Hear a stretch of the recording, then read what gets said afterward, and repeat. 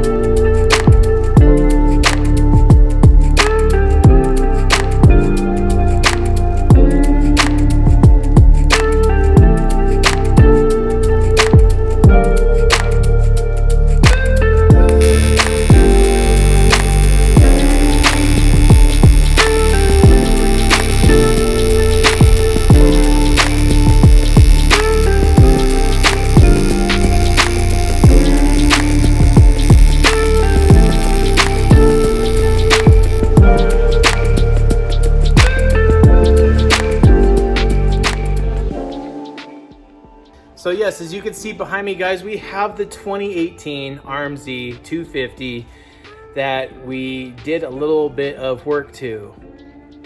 Why? Let's get into it. So guys, I know that this video is going to catch a little bit of heat, a little bit of dislikes, and that's fine. There are some Suzuki purists out there, I understand completely.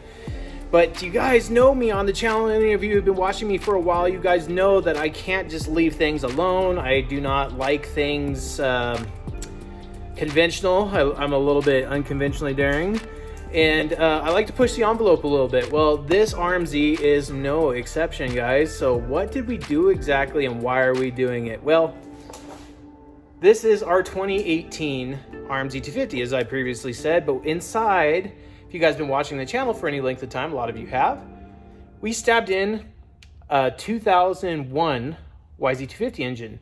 So I'm going to quickly get into why, and then we're going to get into the bike. Why did we put did we put a 250 a YZ too? Like, why would you do that into an RM frame? That's not a Suzuki engine. Like, why would you put that in a Suzuki frame? So I'm going to say we fixed a glitch, and a lot of you out there know exactly what I'm talking about, and some of you are just like, huh, the glitch? So guys, if you guys didn't know, the last produced RM250, I think it was in 2007. It might have been 2008. I'm not exactly sure. It's either 07 or 08. I'm sure one of you will correct me down in the comments below. But they stopped making these, and what they did also is they stopped producing aftermarket parts, or not aftermarket parts, but OEM parts. So transmission gears for the RM250, I don't have to go into every single piece, but you guys get it. All the internal engine parts, they stopped reproducing. And basically whatever they had OEM on the shelf from there got sold out to distributors around the world until it was depleted on stock, and they never made them again. And that's my understanding, is still to this day, Suzuki does not remanufacture OEM parts for the last of the dying breed RM250. So why though? Why did you go YZ250? Why didn't you go KTM 250? Why didn't you do a CR 250 or whatever? Why, Clint, do you keep going to Yamaha stuff? Yamaha still produces a YZ250 engine, and because of that, they make OEM parts, and the availability is there. So finally, we got our final a changed bike in 2022 from Yamaha. We got that brand new YZ250. I'm so stoked because I want one personally. Probably won't get one just because I'm house poor right now. But having said that, guys, this 01 YZ250 is essentially the exact same all the way to 2021. If you don't believe me, check your parts, because I think they changed like a little bit of porting here and there. I know the piston's exactly the same, 99 to 2000. The crank I think was a little bit different, but I know the cylinders are the same, and so many things. Cases are all the same. So this, I mean, you could even say, because we did vapor hone this and we do have all these brand new parts. I'll show you right here. All these brand new parts, guys, are going to be going into this 2018 Waizuki. You guys voted for it. That's right. You guys voted for Waizuki. In the comments below in that last video that I did with this bike, I said, we're going to call this what? You know, because we already have the Kawasaki with, or excuse me, the Yamaha with the Kawasaki 500 engine in it called the Yamasaki. I didn't want to call this a Yamazuki. So, and I think a lot of you guys felt that too. So we voted for the Waizuki, and I already got some banger graphics ideas in the boiler for this right now. I don't want to give too much away because you guys are going to want to subscribe for this. You're going to want to like the video and definitely follow this series as we start putting this thing together, because the final video that gets launched on this thing, it's going to rival my best videos ever made. And that's not saying much, but it's going to be one of my best videos made because, yeah, I've learned a lot from my mistakes. So let's get into the bike. So guys, yeah, she is in, she is welded, and I cannot thank Tom Perichu and the guys over at TP Welding here in Mound House, Nevada enough for doing this conversion for me. The crew over there have done several conversions over the years, and their craftsmanship, their welds, they're structural engineer graduates there. They understand why aluminum needs to move certain directions and where it needs to be rigid at. And they also took the stock measurements from a YZ angle, the degree angle of the engine, and we adapted it into this, so we are not changing any of the lean angles of the cylinder, the bottom end. We're gonna keep it exactly how OEM Yamaha did it in all their YZ250 bikes. So I'm running out of breath because I have so much to say and I can't take a breath. They even laser engraved the logo, London X logo, and that's super rad that they did that.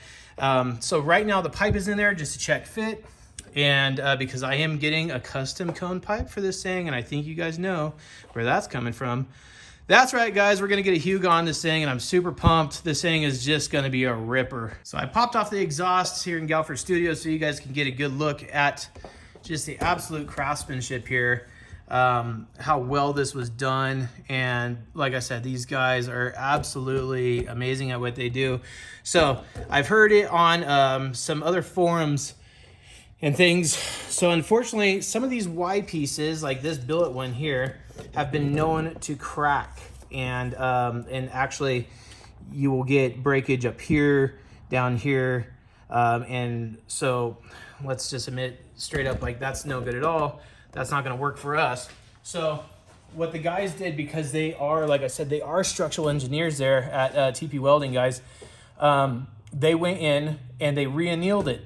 And so what that's going to do, guys, is that is going to put strength back into this as one uniform piece, instead of just, you know, this piece was cold when they welded it in, and the welds got hot here, and now it's not blended. The heat didn't transfer fully. You know, all these parts were brought up to temperature before they welded it. And guys, this thing is just, it's going to be super, super strong. I'm not going to have any problem at all sending it off big jumps, you know, riding it on track. So this is, so we can just get this out of the way right now, this is going to be a track bike.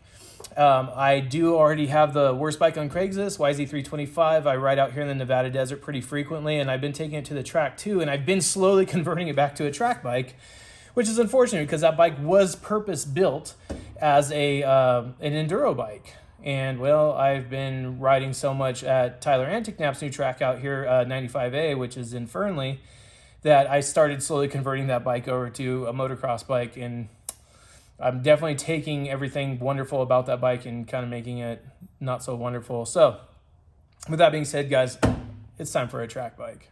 So guys, with that being said, I have a lot of work to do, right? Like, when you do these conversions, it's not just as simple as, hey, let's just weld some things together and slap the engine in, you put the original exhaust back on, you hook up the electronics, and it's not. Unfortunately, there's a lot to these beyond getting the engine mounted. Yes, this was the biggest hurdle, and that's why we are picking up the camera tonight, is because we crossed the biggest hurdle, which is getting the engine mounted and totally set up. Now, right now, there's just some all thread kind of holding it in.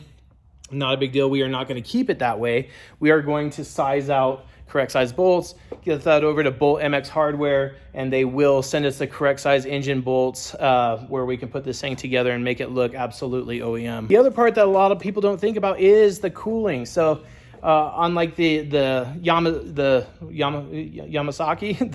the KX500 in the YZ frame, those radiators, I was super lucky, and the KX500 radiators fit very closely to the original Yamaha mounts, and I was able to just make an adapter plate. So I have already had the radiators off this and been fitting and testing, and they're just not going to work. So we are going to have to get YZ250 radiators, put this in this, and probably have to redirect some hoses and stuff like, not redirect, but, you know, slightly twist the nozzles so they point in the right direction. But I mean, other than that, the cooling system is not gonna be too difficult. I'll be able to just get a silicone hose kit, probably the one off of the Cheese Bay, and those things seem to work pretty good, honestly. I know they're only like 30-40 bucks, but they work really good. But the things like the exhaust, right? So I did have, as you guys saw, I had on a Pro Circuit pipe that was just bent and beat, but all the mounts were in the right place because it was taken off of a running bike. And that's my desert pipe for when I'm going to go thrashing through rocks on the 325 and I don't really care what's going to happen. I throw that pipe on. But this pipe in particular, it needs to look the part. It needs to look like it is actually made for this bike. So our friend over at Huga, you guys saw him on the YZ325 build up in Canada. He's going to be custom making a pipe for this thing, and it's absolutely, I mean, I have no doubt Steven's going to knock it out of the park. He does amazing work. We're going to do AHM suspension. You guys know I've been using AHM for a few years now, and I am totally just insanely happy with what they put out as far as after you send it to them. I'll just say others. We don't need to name names because it's not necessary, but there's other suspension people out there. You'll spend a lot of money sending your suspension to, and it comes back and you still need to adjust it. And AHM has been the first company I've ever dealt with where I've sent something to Brandon and the boys down there where it comes back box ready. I bolt it on, I ride the bike, and it feels like he was at the trackside with me, dialing it in as I got used to the bike. And that says a lot, guys. If you have ever sent out your suspension before and had to bring it home, put it on the bike, and then you take it out and you absolutely hate it, and you have to mess with it, mess with sag, mess with clickers, eventually you get happy with it. But Brandon's been the first one where he not only kills it on the coatings and the valving, the spring rates. I mean, he 100% nails it. So AHM suspension is going to be going on this thing. We are running the KYB air fork on these things because this is a 2018. It's what they came with. I thought about doing a triple S front end on this thing, but I've actually ridden these forks on other bikes before, and for tracks they're actually really good. You start putting it off in the off-road sector of riding, and then they definitely have too much. They just have like what I could best describe as a very harsh top and soft bottom, and well, on tracks, you know, that harsh up top is nice. It'll give you, it'll keep you up in the what they like to call as suspension holdup. I personally really like the feeling of suspension holdup. What that is like when you get into chatter and braking bumps, and typical forks will keep, as you hit the next braking bump, it keeps sinking until it gets to a certain level. And then when the bike unpacks, it's usually kind of abrupt. A lot of guys spend a lot of time in their rebound, trying to slow the rebound down to reduce that feeling of the packing when the bike unloads. But with the air fork, what I noticed was it was a lot better at the initial hit of staying stiff. The mid valve's nice and strong. The low end, though, as you get through the stroke, it does seem to blow out quick. But that's where I know I could send this into AHM, and he will get this thing tuned up exactly how I like it. And I haven't decided on coatings yet, but that is something we will do, I promise you. And last but not least, certainly not least, the air boot. So a lot of guys online are super helpful. They can tell you like a Honda boot versus a Kawasaki boot versus a Yamaha boot, like which ones have the best angles and whatnot. I was able, from the donor bike that we took this YZ engine from, I also did grab the whole airbox assembly so we can pull the air boot out of the YZ, and along with all the rings in here and the inner air filter part. And then all I have to make inside, I'm making this sound easier than it is, it's really not, is make an adapter plate inside that basically uses the RMZ design, but adapts it to the new YZ, and at the same time keeps everything aligned. I've done a dozen of those. It's not easy to do. It's probably going to be one of the harder things to do on this, aside from, you know, the engine's empty right now, so you guys know. The countershaft sprocket's in here just because we had to measure for chain alignment when the guys, you know, fabbed in the motor, so the air boot is going to need to be addressed. Also on the bottom of the tank, you guys know this is a fuel injected bike, but we are not going to be running fuel injection, but we're going to be running something very similar to fuel injection, actually the closest you can get to fuel injection on a carbureted bike. Yes, that is right. I am talking about the beautiful Smartcarb that I have on every single one of my bikes, and they have been an absolute game changer on every single engine that I have. It's brought every bit of life out of it, and I'm excited to put a Smartcarb on this thing as well, just to really make this thing just scream, because that's what we're gonna need it to do, is just scream. Moving on to the wheels, so obviously these things are cooked. They have a lot of hard Supercross hours on them, and they're missing spokes, there's broken spokes. So they've had a lot of hours on them, and they probably weren't checked often for spoke tightness. I'm gonna just go ahead and say it. So I do have a whole wheel assembly that I'm gonna be building here on the channel for this thing in another video. And I'm really, really excited because I think it's just gonna make this whole project just kind of tie together, you know? And that's exciting too. We are gonna be using sprockets from our guys here local here at Dirt Tricks. Dirt Tricks is an awesome company. I'm gonna have a video of walking through their shop and doing a tour with them very, very soon. And guys, keep on the lookout for that. I think you'll all be really surprised how they really take so much consideration into making their sprockets and making them last literally forever. And so we're gonna be using Dirt Trick sprockets on this thing. New tires, guys, and I don't even know where else to go from here. Phoenix handlebars, of course, got seat cover. Like I said, though, I do not want to give too much away, but I tell you what, guys, this bike, I'm gonna say, is gonna rival, but probably beat the Yamasaki as far as the looks department. It's gonna look really good. So guys, thank you so much. I know that this video wasn't super normal for me. Usually I take you through a whole build process, we take parts off and we talk about, you know, but the thing is we got a lot of work to do. I have all the brand new engine parts to go into this thing, and that's what I'm gonna be doing tonight. I'm gonna be starting on building this motor. I've just figured that you guys don't need a tutorial on how to build a motor. There's other videos out there. I've done a couple too, building YZ engines. Instead, we're going to keep this thing a stock YZ bore. I do have an ESR 325 kit I was thinking about putting on it, but I already have the worst bike on Craigslist with the 325, and that's amazing for what it is. But we are just going to stick with the good old standard Yamaha size 250 and use that Vertex piston, of course. That's my favorite piston. Everyone has their favorite pistons. I use a lot of Vertex, and I have the least amount of failures, almost down to the 0 number on the Vertex pistons. I know some of you out there have had them, but for me, they've been absolutely flawless. So big shout out to the guys over at All Balls Racing Group for hooking me up with an engine kit to rebuild this thing. Thank you to Bull MX Hardware for providing all the hardware for this thing. I really can't thank you guys enough. And then all aforementioned companies. And then, you know, we're going to be running some Reverend Holy Smoke 2-stroke thing of this thing in no time. It's going to smell so good and go so fast. And I can't wait for that video when we drop this thing. But first, we have to do a couple build videos, guys. We're going to be obviously doing, you know, the engine in. We're going to be sending the suspension off, building wheels, putting on plastic kits, just all the fun stuff. I'm acting like I'm really stressed out about it, but I'm really not. I love doing that stuff. So, but anyways, don't want to make this video too boring, but I thought you guys would at least like to see the 2018 RMZ YZ 250. Now we're going to call it the Waizuki. You guys voted for it, Waizuki. And, I just can't wait for the final reveal video. Oh, the plans that we have for this thing. It's going to be awesome. So much other videos are going to be going on, guys. I did buy... Oh, hold. Stay. I'll prove it to you. So you guys know, I'm a man of my word.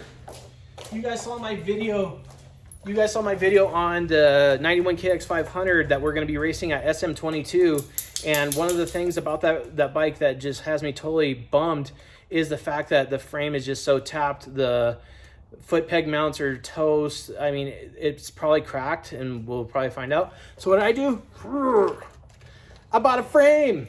So this is off of a 97. Was able to get the title and everything. It has beautiful IMS foot pegs, the wider foot pegs. They're new, freshly powder coated black for that 91KX 500, guys, that we're going to be racing at SM22. So we're going to have a video very soon also of transferring all those parts over to this, plus rebuilding that KX 500 engine, which you guys are not going to want to miss, and get this thing ready for SM22, where hopefully we'll win another 500 to add to the collection of bikes that I keep trying to ride simultaneously at the same time, but I don't have enough butts for. And then you guys saw that KX behind the Waizuki here. So that KX back there, guys, if you guys watched that video, I'm sure you did, where we went to Kansas City, Missouri and bought that thing for 2,000 bucks. And then we blew it up when we tried to race it in a 100-mile race, which is not surprising. We put it back together. We've already put like 6 hours on it. I told you I was going to make a video with the first ride and you guys are going to be there, and I didn't do that. So that was an epic fail on my behalf. But we have many other plans for that bike, because now it's my son's bike. He's chosen to adopt it and make it his own because he keeps blowing up 125s. And so I figure it's time that he gets a 250 because he's 15. And he should technically be on a Super Mini. But at the end of the day, guys, we just love dirt bikes here. That's what we do. So make sure you guys like and subscribe to this video. Be on the lookout for more videos coming from the Waizuki. And I can't wait to hear that thing just... You know what I mean. You know what I mean. Love you guys. Talk to you soon. Peace out. Bye.